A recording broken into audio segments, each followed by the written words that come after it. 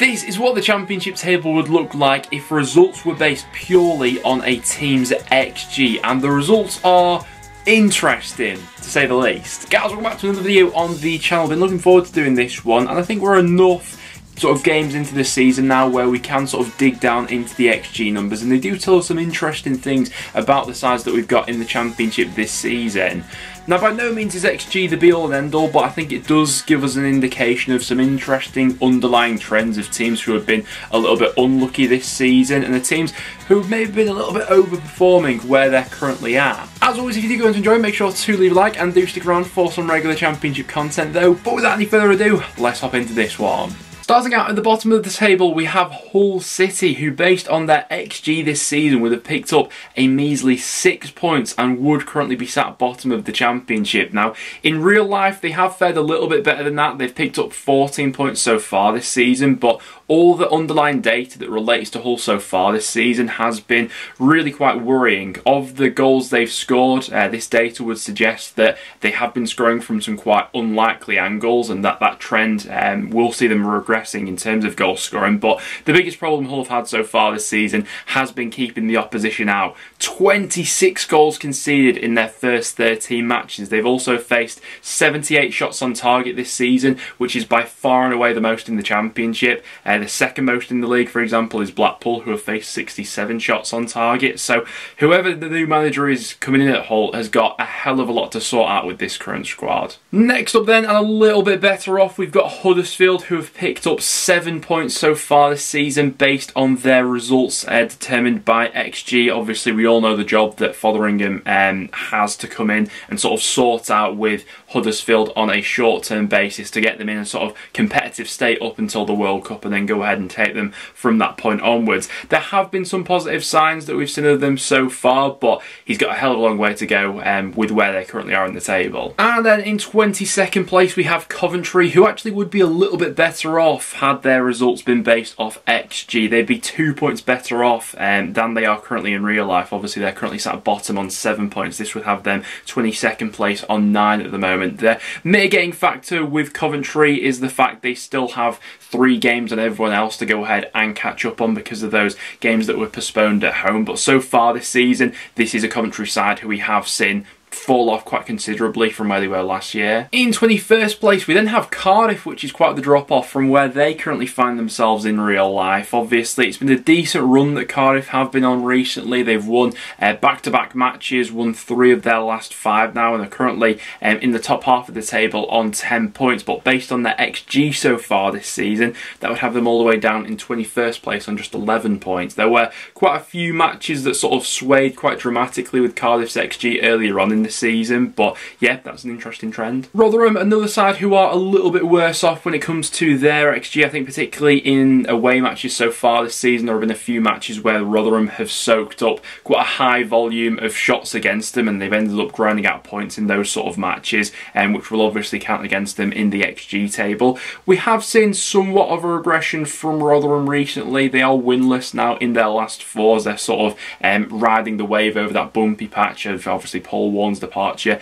new manager coming in and everything like that, but they're 17th in real life. Stoke's position in the XG table is an interesting one at the moment and sort of speaks to the job that Alex Neil still has on his hands. Obviously, it was a great result for them at the weekend, but based on their XG, they'd be 19th in the table, having picked up just 12 points so far this season. Now, all the clubs in and about this part of the table are fairly closely stacked together, as they are in real life, and with the point differences between them all and things like that. But Stoke, for the best part of this season, have been a pretty tricky side to put your finger on. Even within Alex Neil's short tenure so far, they've been really up and down. Another side that's been fairly applicable to has been Millwall so far this season. Not quite as defensively sound as we'd usually associate them with being. 30 matches so far this season, 17 goals conceded. They are just outside the top half in real life, having won that game at the weekend. They're up to 13th in the table at the moment, but XG has them down in 18th with just 12 points. Blackpool have been an interesting one when it comes to the XG numbers so far this season, because they have been conceding quite a high volume of chances. Like we mentioned previously, only Stoke have faced more shots on target than Blackpool have so far this season, but the data also suggests that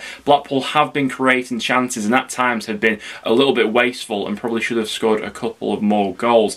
Blackpool ranked 9th in the Championship for shots on target so far this season, but we have seen a few examples of them being a little bit wasteful. Wasn't the case at the weekend against Watford, but an interesting trend nonetheless. Above them in the XG table are Sunderland, a slight drop off from where they are in real life. They're 11th on 17 points at this point in time. In the XG table, they're 16th on 13 points. It's been a bit of a frustrating week, all things around, for Sunderland, really. Those back-to-back goalless draws, which, given another day and had they had one of their strikers fit, they'd probably go on to win both of those matches, and that was obviously followed up with the disappointing performance at the weekend against Swansea. Birmingham have been fairly similar to matching their underlying data so far this season. The XG table has them in 15th on 14 points at this point in time. In real life, they are a little bit higher up in 14th and with a couple more points on top of that as well. But John Eustace, after some rocky patches earlier on, I think has established a real sort of grit and playing philosophy for this Birmingham squad recently, and I think they're only benefiting from that at the moment. Blackburn are a team that regularly like to defy their XG. This has been a trend with them over the last few years, to be honest with you. Generally speaking, they don't craft out the most high quality chances in the Championship, but they tend to have players who are clinical enough to go ahead and succeed those XG numbers. Ben Brereton Diaz, a classic example of a player who regularly sort of outperforms his XG, and Blackburn's XG has been interesting because they have been outperforming their expected goals, but in terms of their defensive numbers so far this season, they've actually been underperforming on that part, which is quite interesting as a sort of counterbalance between attack and defence at the moment for them. Over these last couple of weeks, it seems as if things are finally falling into place for Swansea City. The XG table has them in 13th on 14 points as things stand, but as they've gone ahead and won their last 4 consecutive Championship matches, they've flown up the league table recently, all the way up to a top 6 place as things stand. In terms of the points they've picked up so far this season, Bristol City are actually bang on their XG. XG has them forecasted for 15 points so far this season, and in reality, they have gone ahead and picked up 15 points. They are slightly lower in the real life table, down in 18th, but obviously as the rest of this table is a little bit skewed, they are a little bit further up. Yeah, Bristol City, more of the same really from what they were like last season. Plenty of goals about them, but plenty of goals going in at the other end as well. Mighty Impression North End have been a really tough side to put your finger on when it comes to the underlying data so far this season. Our biggest area of underperformance has come from the chances we've not taken. XG suggests that we should have scored 12.4 goals so far this season. Obviously, we've only gone ahead and scored 7 this far into the year. 3 of those goals coming away at Norwich this weekend. We had a series of home games at the start of the season where we were crafting out and creating plenty of opportunities. Since some of those games, we have been a little bit more barren in terms of creating clear-cut chances, but we have seemed to get back on track, obviously with back-to-back wins in the league. It is interesting that XG does forecast us having conceded 12.7 goals so far this season, when in reality we've had the best defensive unit in the league so far this season and only conceded 6 goals, which suggests that Freddie Woodman and that defensive unit are doing a really good job in terms of blocking shots and actually preventing those high quality chances from going in that we are giving up. After that, we then get to Wigan Athletic, who are 10th in the XG table, but once again XG has got spot on so far in terms of the amount of points Wigan have accumulated in real life. They've got 16 in real life, and going off their XG results so far this season, that would also have them on 16 points as things stand. XG also has Watford bang on 17 points. That's the amount of points they do have in real life. A tough one to put your finger on as well. I thought there were some encouraging signs from Rob Edwards early on, but obviously they decided to ditch him, ultimately probably not having the full personnel to go ahead and play his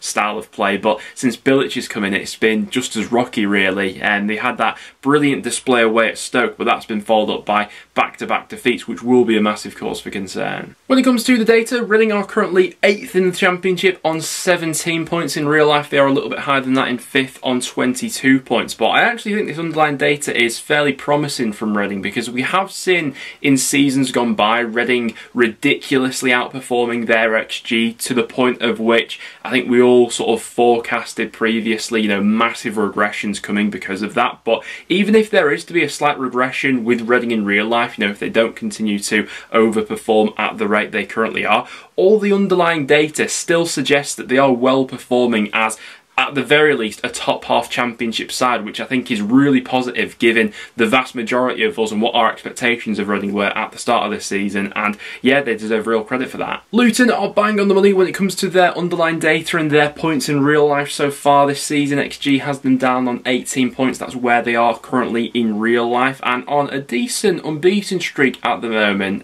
5 games now without defeat for Luton, definitely a side that is trending in the right direction, and generally speaking has been pretty tough to beat this season, having only lost 3 of their first 13. Burnley have slightly overperformed their XG so far this season. The data has them down on 18 points in real life. They've picked up 22, but still has them down as a top 6 side. Burnley have been currently on the longest unbeaten run in the Championship, 10 games now without defeat for Burnley, which is really impressive. I think the only gripe with Burnley so far this season is that at times there have been occasions where they've failed to kill off matches when they probably had the quality to go ahead and do so, but 10 games unbeaten and in the top 6 at this stage, certainly can't be any grumbles from that. And positive confirmation here for QPR. They're flying in the Championship at the moment, up in 3rd place, only below Norwich on goal difference at the moment. They've won 4 of their last 5 matches, and while they have slightly overperformed their XG so far this season, in real life they're on 24 points. The fact that they are in the top 6 when it comes to their underlying data, I think is really promising and a real testament to the work that's been done there this season. I think that injuries have started to take their toll on Sheffield United this season. Obviously in real life they are top of the tree on 24 points. XG currently has them down on 23 points, so 1 point less than they have picked up in real life, so pretty much matching their expected numbers. Obviously without a win in their last 3 back-to-back losses, which has been quite frustrating, but at their best this season, to the naked eye at least, I'd probably suggest that they've been the best side in the league, but this recent slide off, obviously, something needs to be done about. This is where things do start to get a little bit controversial though, because 3rd in the XG table this season would be Middlesbrough. Despite all the problems they've faced, despite having a managerial change parting ways with Chris Wilder, the underlying data has actually been fairly positive for them so far this season. Now, the biggest area of underperformance from Middlesbrough this far into the season has been the volume of goals they've been conceding. XG against them has them down as one of the best sides in the league in terms of the chances they're limiting the opposition to, but even despite limiting the opposition to a fairly low XG this season, they have still been conceding a lot of goals, which would point towards an underperformance from their goalkeeper especially. And we look at Zach Stefan's stats, for example, he ranks 19th for Championship goalkeepers when it comes to save percentage this season, which really isn't a great reflection on him, but there have been other problems other than Stefan, of course. They've also underperformed their XG quite dramatically when it comes to goals scored this season in terms of their forward line, not quite delivering on that front as well, but an interesting trend nonetheless that they're this high up in the table. Norwich are bang on the money for their XG so far this season in terms of where they sit in the table. 2nd in real life, also 2nd on the XG table. It's been an interesting season for them up until this point. Did take them quite a few game weeks to go ahead and click up through the gears, but things do finally seem to be falling into place for them. Obviously we saw them go on that brilliant winning streak. They have hit a little bit of a bumpy road more recently with a draw and a loss in their last 2 matches, but I think the quality in that squad more than anything will keep them in contention for a top 2 place for the vast majority of this season. But perhaps the most bonkers thing of today's video is that based on XG this season, West Brom would actually be top of the Championship despite being sat in the relegation zone at the moment. Now, there is method to the madness in terms of why West Brom show this well up on the data, but in real life have been so tragic so far this season. It's been quite a common trend of West Brom. It certainly was last season for them to have taken a high volume of shots and missed a hell of a lot of chances, and that's also been applicable to this season so far. West Brom have had 66 shots on target this season. Only Norwich have had more than they have up until this point, but